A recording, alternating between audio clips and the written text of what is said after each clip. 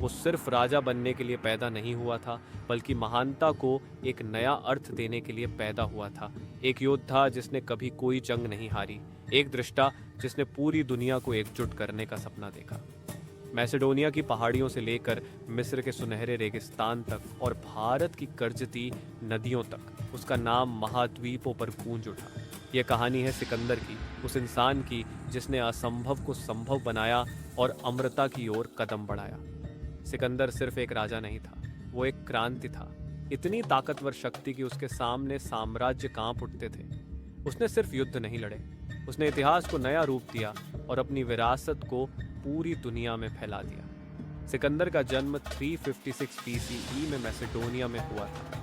शुरुआत से ही उसकी तकदीर असाधारण थी। उसके पिता किंग फिलिप द्वितीय ने एक शक्तिशाली साम्राज्य बनाया, लेकिन सिकंदर की महत्वाकांक्षा इससे कहीं बड़ी थी। उसे महान दार्शनिक एरिस्टोटल ने ज्ञान, रणनीति और नेतृत्व की शिक्षा दी। कम उम्र में ही उसने अपनी हिम्मत दिखाई जब उसने जंगली घोड़े ब्यूसेफालस को काबू किया, जो कोई और नहीं कर सका।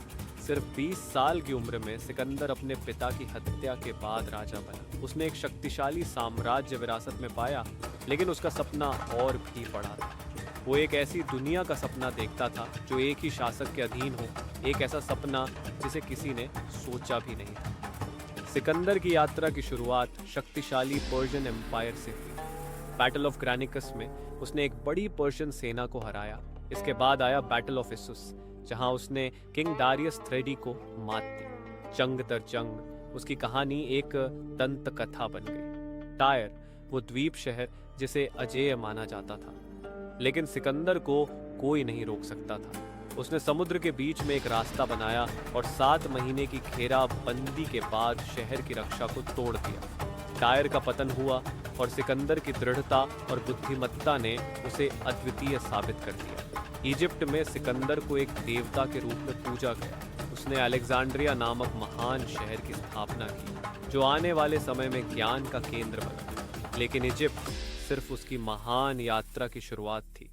सिकंदर की यात्रा भारत तक जारी रही, जहां उसने किंग पोरस का सामना किया। बैटल ऑफ हाइडास्पेस उसके करियर की सबसे कठिन लड़ाइयों में से एक थी। पोरस ने अपनी सेना के साथ युद्ध के हाथी भी उतारे, लेकिन सिकंदर की मैसेडोनियन फलांग्स ने मजबूती से मोर्चा संभाला। सिकंदर विजयी हुआ और खुद किंग पोरस ने उसकी बहादुरी और ताकत की तारीफ की। लेकिन सबसे बड़े सपने की भी सीमाएं होती हैं।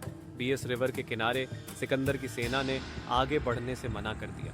कई सालों की लड़ाइयों से थकी हुई उसकी सेना घर लौटने के लिए तरस रही थी। सिकंदर ने अनिच्छा से वास्यमा पर लौटने का फैसला किया और दुनिया के अंत तक पहुंचने का उसका सपना अधूरा रह गया। सिर्फ 32 साल की उम्र में सिकंदर का बाबिलोन में निधन हो गया, लेकिन उसकी विरासत जीवित रही, जिसने इतिहास की दिशा बदल दी। उसका साम्राज्य 3 महाद्वीपों में फैला हुआ था, जिसने ग्रीक संस्कृति और विचारों को दूर दूर तक पहुंचाया। सिकंदर सिर्फ एक विजेता नहीं था, वो महत्वाकांक्षा, साहस और दृष्टि का प्रतीक था।